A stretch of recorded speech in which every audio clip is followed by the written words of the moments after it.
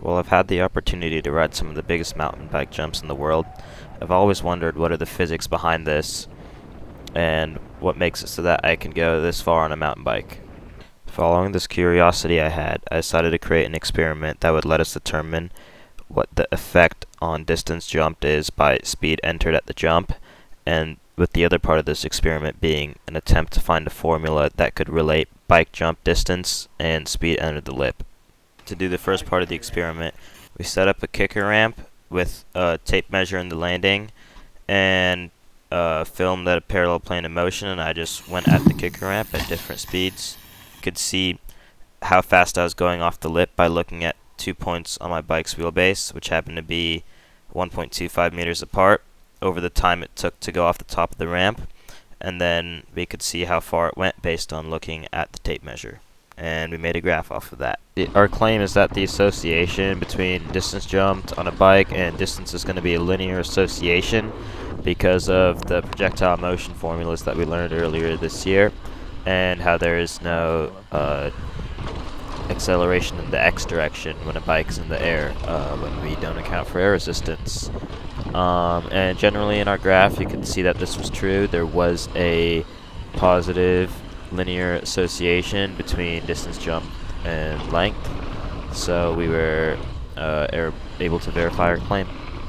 So now talking about sources of error, there's infinitely many sources of error when you're riding a mountain bike. As I was talking about error earlier, air resistance is a huge thing, and even stuff like air pressure can make an incredibly large difference in how far you're going to go on a mountain bike. Me and my friends were in Whistler, which is footage on the screen here. In the morning, when their air was cooler, we were having trouble getting over some jumps, going as fast as we could, and in the afternoon we were having to brake hard for the same jumps to not overshoot them. So air resistance is another factor. Another factor is the type of jump. So obviously the angle and the steepness of the lip is going to determine your trajectory in the air and how your bike's accelerating off the lip, which will change how far you go. Another factor is the type of bike you're on, because a squishy downhill bike like I'm riding in this video is going to absorb your energy on the lip, whereas a rigid BMX bike will shoot you super far off jumps and super high.